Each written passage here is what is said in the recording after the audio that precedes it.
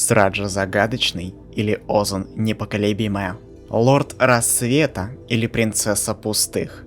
Как понять, кто здесь самый крутой перец, если эти герои никогда не встречались друг с другом? Что ж, только сегодня рожденные убивать и запачканные вареньем смахнутся ради вас, чтобы определить сильнейшего из сильнейших. В роли комментатора, как всегда, товарищ Ночь, и мы начинаем.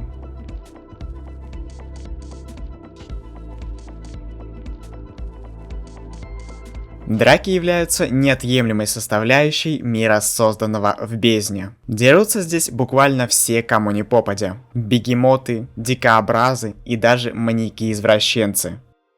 Одни используют в бою ловкость и скорость, а другие – грубую силу. Животные адаптируются к суровым условиям подземного мира. Их кожа грубеет, превращаясь в броню, а зубы стачиваются в клыки. Человеческая мысль не отстает от звериной. В людских руках реликвии бездны превращаются в оружие, артефакты преобразуются в доспехи, а проклятие используется против других. Белые свистки, мальчики-роботы и сильнейшие представители фауны мира бездны. Тянуть не буду. Прошу любить и жаловать. 10 место. Тамагочи. Тамагочи обитает на 4 уровне бездны и питается исключительно растительной пищей. Но это не мешает ему быть самым опасным представителем данного слоя. Тамагочи ловок и проворен, несмотря на свою округлую внешность. Отравленные и прочные иглы пушистика являются его основным оружием при схватке с кем-либо. С их помощью Тамагочи может не просто защищаться, но и атаковать, нанося при этом серьезные ранения даже сквозь стальную броню. Яд Тамагочи, который заключен в его иглах, имеет достаточно длительный и сильный эффект. Из-за него ни одному искателю пришлось лишиться своих конечностей. При всем при этом покров пушистика не является его единственным достоинством. Тамагочи относится к немногочисленному списку животных, способных ощущать силовое поле бездны. Благодаря этому он может видеть потоки сознания в потоках силового поля. Такой навык фактически позволяет Тамагочи предсказывать движения своих врагов и противодействовать им с большей эффективностью. Ощущение силового поля, к сожалению, далось пушистику высокой ценой. 5 отверстий на его лице, улавливающих поле, стали слабым местом животного, зная о котором победить пушистика становится в разы проще. 9 место. Фузашеппу. Фузашеппу – это существо улей, обитающее на 6 уровне бездны. В отличие от пушистика, Фузашеппу плотояден и весьма прожорлив.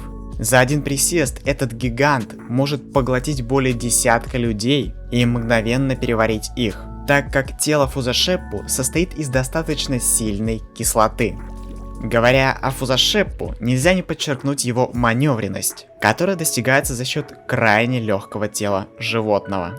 Предполагается, что его тело легче воздуха, благодаря чему Фузашеппу может парить над землей. Аморфное тело с кислотными щупальцами – это не все козыри данного хищника. Мало кто знает, но Фузашеппу, как и Тамагочи, может ощущать силовое поле бездны. Для этого на его голове имеются 5 голубоватых глаз, оформленных в виде короны. Как уже было сказано, Фузашеппу – это существо улей. Оно состоит из множества маленьких самцов и одной самки, которая управляет всем роем. Из этой особенности данного животного вытекает одна из основных его слабостей. Если убить матку конкретного улья, то весь рой будет дезориентирован и перестанет представлять какую-либо угрозу. 8 место. Джураима. Джураима – это страж деревни Илблу и третий мудрец. Он был создан самой деревней и не может существовать вне ее. Джураима – первый представитель топа, который имеет 2 боевые формы, и начнем, пожалуй, с первой. Первая форма Джураима, или обычная его форма, не обладает особой скоростью и маневренностью, зато не обделена грубой физической силой.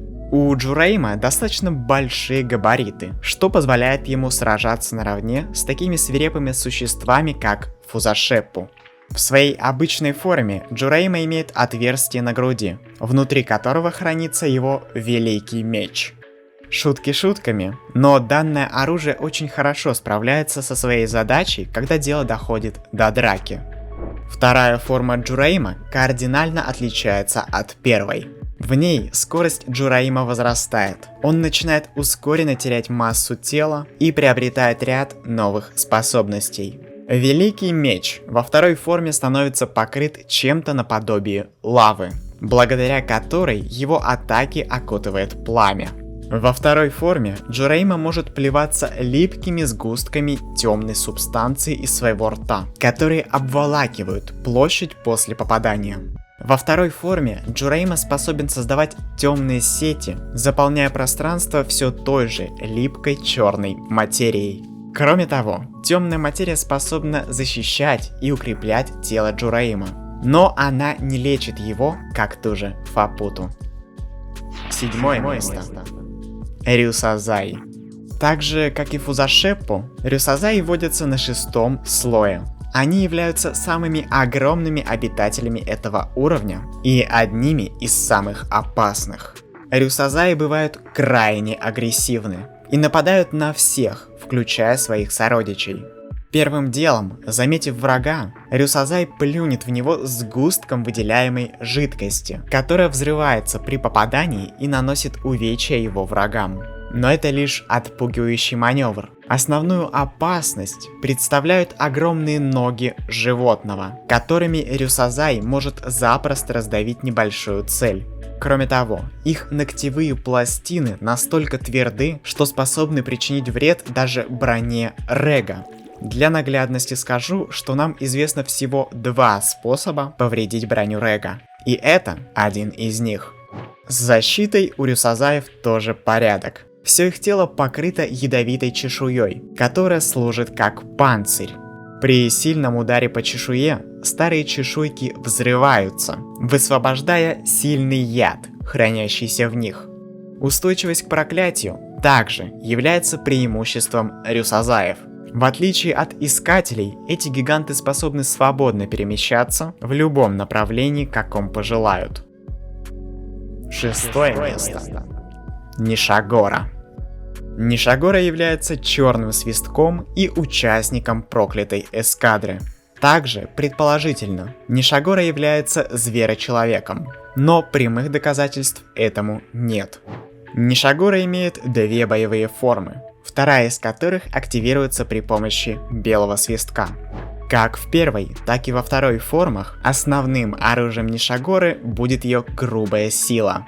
Огромная масса и плотность тела позволяют Нишагоре выдерживать мощные атаки противника без малейших колебаний. Мастерство и опыт черного свистка также играют на руку Нишагоре во время схваток. В бою против Рега Нишагора использует реликтовый щит неизвестного класса редкости. С его помощью Нишагора способна как защищаться, так и наносить контратаки по противнику. Ценность данного артефакта, по-видимому, достаточно высока, потому что никакие физические атаки Рега не смогли разрушить его. После перехода во вторую форму, скорость, выносливость и сила Нишагоры возрастают. В активированном состоянии Нишагора способна блокировать более мощные удары и чувствовать себя при этом комфортно. А перед тем, как я продолжу, мне хочется вставить дисклеймер прямо в середину этого видео. Рейтинг основан на основании той информации, что у нас имеется, и здравого смысла. Если вы с чем-то не согласны, то милости прошу, комментарии открыты. 5-е место. Бандрют. Легендарный белый свисток. Лорд Рассвета открывает топ-5 этого рейтинга. Сам по себе Бандрют не является эталонным бойцом. Его настоящее тело было превращено в свисток, из-за чего Бандрют вынужден довольствоваться телами молящихся рук и их физической подготовкой. Реализовать потенциал белого свистка Бандрют также не может по причине отсутствия его настоящего тела.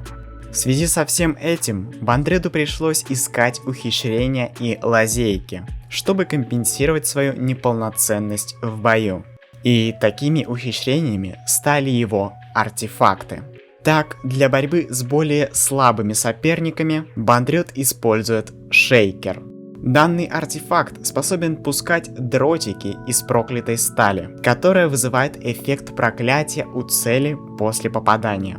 В схватках с более серьезными противниками Бандрюд использует Гингвей, луч света, который испускает его маска. Особенность Гингвея заключается в том, что он фокусируется на объектах сосредоточения Бандрюда, отражаясь от любой другой поверхности до тех пор, пока не настигнет цели. Для фиксации врага и его удерживания Бандрюд использует прикосновение Луны. Данный артефакт выпускает липкую черную смесь, которая весьма эластична. С ее помощью Бандрюд не только мешает сопернику, но и перемещается на ней, как на паутине. Тело Бандрюда защищает доспех, называемый Куполом Рассвета. Но Купол Рассвета несет не только защитную функцию. Он совмещает в себе все остальные изобретения Бандрюда и обеспечивает их функциональность. Неотъемлемой частью Купола Рассвета будут и картриджи. С их помощью Бандрюд способен избегать проклятия бездны до тех пор, пока заряд картриджей не будет исчерпан. Ну и самым опасным оружием в арсенале Бандрюда будет являться спарагмос, испепеляющий все, луч света. Ну или спарагмос. С его помощью Бандрюд смог отрезать руку Рега во время своих опытов. Это серьезная заявка, так как спарагмос будет вторым и последним известным нам способом повредить броню Рега. Идем выше. 4 место. Сраджа. Спорное 4 место, но тем не менее. Сраджа — это белый свисток и глава проклятой эскадры. Сраджа обладает таинственным артефактом, предположительно особого класса редкости. Пускай мы еще ни разу не видели Сраджа в бою, но 4 место она уже заслуживает хотя бы потому, что является командиром эскадры и Нишагоры в частности. К тому же, отряд Сраджа смог одолеть Бандрюда перед последним спуском, что дает мне полное право ставить даму с поварешкой на ступеньку выше Бандрюда. На этом мои аргументы кончаются, и мы переходим к бронзе. 3 место. Озен. Каменный лорд заслуженно занимает 3 место нашего рейтинга. Среди всех белых свистков Озен выделяется своей нечеловеческой физической силой, которую ей придают штифы жизни, вживленные в тело. Опыт, приобретенный с годами, позволяет этому белому свистку просчитывать вражеские ходы заранее. Несмотря на свой возраст, в бою с Регом Озен движется очень уверенно и не оставляет ему никаких шансов. Тело искательницы защищает тяжелая реликтовая броня, а ее основным оружием будут являться кулаки. Опыт и сила – вот что ставит Озен на 3 место этого топа. А мы переходим к серебру. 2 место. Рег. Всеми известный и всеми любимый мальчик-робот. Рег является юнитом вмешательства и имеет целых 3 боевые формы. Недаром его называют величайшим сокровищем бездны. Тело Рега — это совокупность нескольких артефактов высокого класса редкости. Сталь, из которой сделаны его руки, ноги и шлем, поразительно крепка. Нам известно лишь 2 способа повредить ее, о которых я уже упоминал сегодня. Смуглая кожа Рега тоже является артефактом, который не так легко проткнуть. Единственное слабое место на его теле — это пупок, в который все постоянно тычут. Руки Рега способны удлиняться и состоят из множества сплетенных металлических нитей. С их помощью Рег наносит прямые атаки по врагам, связывает врагов или использует руки для передвижения. При вращении его руки могут защищать Рега и передвигать его в пространстве. Чувства Рега тоже будут его преимуществом в бою. Зрение, слух и обоняние Рега развиты гораздо сильнее, чем у обычного человека. Самым грозным оружием Рега, конечно же, будет Испепелитель, сжигающий все, луч света, похожий на спарагмоз. Каждая конечность Рега, даже отсеченная, способна совершать залпы Испепелителя, которые требуют высоких энергетических затрат. Основным отличием спарагмоза от Испепелителя будет то, что Рег способен регулировать мощность совершаемого залпа. Находясь в своем обычном состоянии, после использования Испепелителя, Рег засыпает примерно на 2 часа, становясь совершенно уязвимым. Но до отключения у него есть примерно 10 минут, за которые Рег может совершить еще несколько залпов. После активации, которая происходит при помощи белого свистка, сила и скорость Рега возрастают. Все его чувства обостряются, но каких-либо новых способностей в активированной форме Рег не получает. Третьей формой Рега будет режим Берсерка, который активируется при поглощении Регом избыточного количества энергии.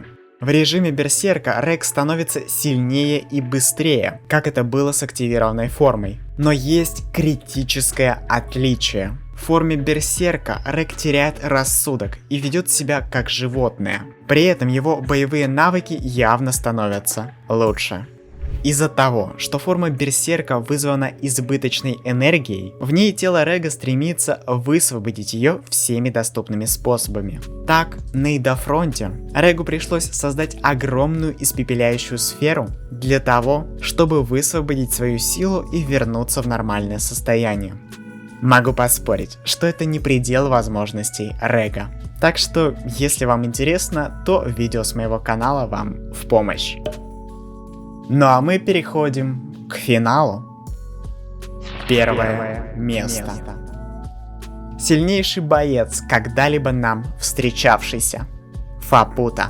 Принцесса пустых и последний ребенок Ирумиюи. Фапута бессмертна и обладает сверхбыстрой регенерацией. Силой, ловкостью и скоростью Фапута не уступает Регу, а порой и превосходит его. Ее 4 руки адаптированы для боя и способны наносить колющие атаки благодаря острым когтям. Такие атаки пробивают практически любую защиту соперника. Интересным умением Фапуты является ее способность трансформироваться. Во время трансформации она превращается в белое прозрачное облако. В такой форме скорость и маневренность Фапуты возрастают, что может быть использовано ей в бою. Также Фапута может увеличивать свою силу посредством активации самой себя. Для этого расходуется ее внутренний ресурс, который восполняется, когда она ест. Также, после поглощения жителей деревни и активации, у Фапуты появилась способность внутреннего уравновешивания. Теперь, когда кто-либо наносит ей урон, ее внутреннее уравновешивание причиняет вред обидчику Фапуты. Пускай мы пока не знаем, сохранятся ли все эти способности Фапуты после уничтожения ее матери, но на данный момент она заслуженно становится топ-1 бойцом мира бездны. Но это не конец, и на правах автора этого топа хочу добавить в него нулевое место, о котором скажу буквально пару слов. Сильнейшим белым свистком считается Лиза Аннигилятор, которую мы пока видели лишь во флешбеках, но я верю, что она воистину настоящий монстр, потому и присуждаю ей нулевое место. А с тебя лайк 100%, если хочешь увидеть еще какой-нибудь топ. Не забывай, кстати, подписываться на канал и на группу ВКонтакте. Для желающих меня поддержать есть Бусти, на котором видео выходит раньше Ютуба, есть интерактивчики и прочие плюшки. Ну а это был Товарищ Ночь, и я не прощаюсь. Огурчик.